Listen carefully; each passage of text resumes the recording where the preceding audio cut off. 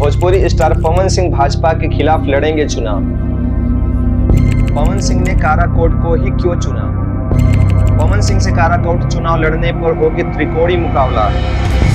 Bhojpuri star व भाजपा नेता पवन सिंह बिहार के काराकोट से लोकसभा का चुनाव निर्दलीय उम्मीदवार के रूप में लड़ेंगे। बुधवार को सोशल मीडिया एक्स पर ट्वीट कर पवन सिंह ने खुद यह जानकारी साझा की। आसनसोल से भाजपा प्रत्याशी घोषित होने के बाद चुनाव लड़ने से इनकार करने वाले पवन सिंह ने काराकोट से चुनाव लड़ने की घोषणा कर सबको चौंका दिया है। उन्होंने हालांकि यह खुलासा नहीं किया कि वह निर्दलीय या फिर किसी राजनीतिक दल से टिकट पर चुनाव लड़ेंगे। माना जा रहा है कि पवन सिंह चुनाव लड़ने के लिए भाजपा की सदस्यता छोड़ सकते हैं। नमस्कार दोस्तों, मेरा नाम है देवेंद्र चौहान और जैसा कि पिछले तमाम दिनों से आप लोगों ने देखा कि पवन सिंह जिस तरह से भाजपा में एकदम भाजपा के स्टार प्रचारक भी रहे हैं और भाजपा के कट्टर, यूं कह लीजिए कि कट्टर नेताओं में से एक रहे हैं, कट्टर भाजपा के समर्थकों में से एक रहे हैं। उसके बावजूद हालांकि जिस तरह से अभी पावर स्टार पवन सिंह बिहार के काराकोट लोकसभा क्षेत्र से चुनाव लड़ने वाले हैं, तो वहां पे त्रिकोणीय अभी चुनाव के जो आसार नजर आ रहे हैं, वहां पे त्रिकोणीय चुनाव हो जाएगा। जी हाँ दोस्तों, जिस तरह से पावर स्टार पवन सिंह ने भाजपा ने पावर स्टार पवन सिंह को अपना लोकसभा क्षेत्र से उम्मीदवार बनाया था, लेकिन 15 घंटा बीतने के बाद ही जिस तरह से पवन सिंह ने वहां से चुनाव लड़ने से इनकार कर दिया था और उसके बाद तमाम ढेर सारी जो है राजनीतिक गलियारों में पवन सिंह के बारे में तमाम इधर उधर की बातें होने लगी थी। बाद में ये भी सुनने को मिला था कि पवन सिंह को फिर से पुनः भाजपा आसनसोल से अपना उम्मीदवार घोषित करेगी।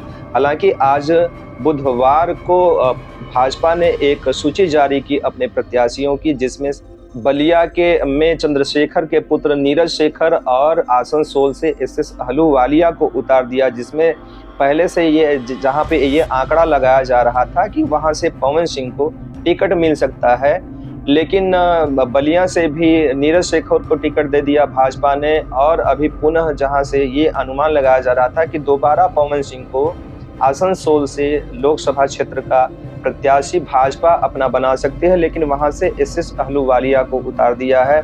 और इसकी घोषणा होने के जस्ट बाद ही पवन सिंह ने भी अपने एक्स के हैंडल पर एक ट्वीट लिखा और उसमें उन्होंने बताया, माता गुरुतरा भूमेरु, अर्थात माता इस भूमि से कहीं अधिक भारी होती है और मैंने अपनी माँ से वादा किया था कि मैं इस बार चुनाव लड़ूंगा। मैंने निश्चय किया है कि मैं 2024 का लोकसभा चुनाव काराकाट बिहार से लड़ूंगा। जय माता दी। तो इस तरह से कहते हुए एक्स के हैंडल पर मैसेज दिया है पवन सिंह ने और उसके बाद राजनीतिक गलियारों में हलचल सी मच गई है। चूंकि काराकोट लोकसभा क्षेत्र से एनडीए ने अपना उम्मीदवार बनाया है उपेंद्र कुशवाहा को। चूंकि उपेंद्र कुशवाहा 2014 लोकसभा चुनाव में भी काराकोट लोकसभा क्षेत्र से पहले से भी वहां सांसद रह चुके हैं, लेकिन 2019 में वहां का सांसद का चुनाव लड़े थे, लेकिन वहां से हार गए थे। चूंकि काराकोट लोकसभा क्षेत्र से एनडीए ने उपेंद्र कुशवाहा को अपना प्रत्याशी बनाया है और वही महागठबंधन से सीपीआई एमएल के राजा राम सिंह, चूंकि दोनों स्वजाति हैं, उपेंद्र कुशवाहा और राजा राम सिंह, इन दोनों के द्वारा महागठबंधन से राजा राम सिंह और एनडीए की तरफ से प्रत्याशी बनाए गए हैं उपेंद्र कुशवाहा। तो ये दोनों जो है एक एनडीए से और एक महागठबंधन के प्रत्याशी हैं, लेकिन वहीं पर तीसरी जो है एंट्री हुई है पवन सिंह की।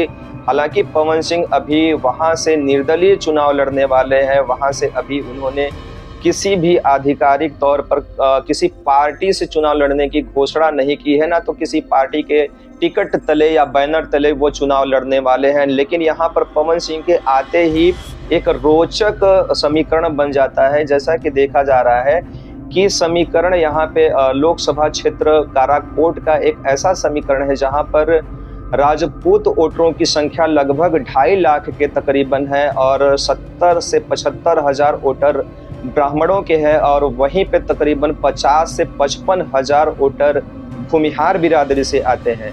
और सबसे ज़्यादा एक बात और है कि यहाँ पर वोटर जो है सबसे ज़्यादा यादव बिरादरी के भी वोटर बहुत ज़्यादा भारी संख्या में यहाँ पर है, लेकिन जिस तरह से आरजेडी ने अपना डायरेक्ट कोई प्रत्याशी यहाँ पर नहीं उतारा है, चूंकि महागठबंधन से आते हैं राजा राम सिंह, वो प्रत्याशी हैं यहाँ पर, तो ये भी देखा जा रहा है कि पवन सिंह जो है डायरेक्ट आरजेडी से भी नहीं चुनाव लड़ रहे हैं, डायरेक्ट आरजेडी से भी मुकाबला पवन सिंह का नहीं हो रहा है। और एनडीए से चूंकि उपेंद्र कुशवाहा आ रहे हैं, लेकिन जहां तक अगर देखा जाए तो भाजपा ने भी अपना कोई डायरेक्ट प्रत्याशी काराकाट लोकसभा क्षेत्र से नहीं उतारा है। तो इस तरह से देखने को ये मिल रहा है कि डायरेक्ट न तो भाजपा का यहाँ पर कोई प्रत्याशी है, ना तो आरजेडी का यहाँ पर कोई प्रत्याशी है, और जेडीयू का तो खैर यहाँ पर तो कोई है नहीं, चूंकि एनडीए के तहत जो है यहाँ पर उपेंद्र कुशवाहा को टिकट दिया गया है। तो इस तरह से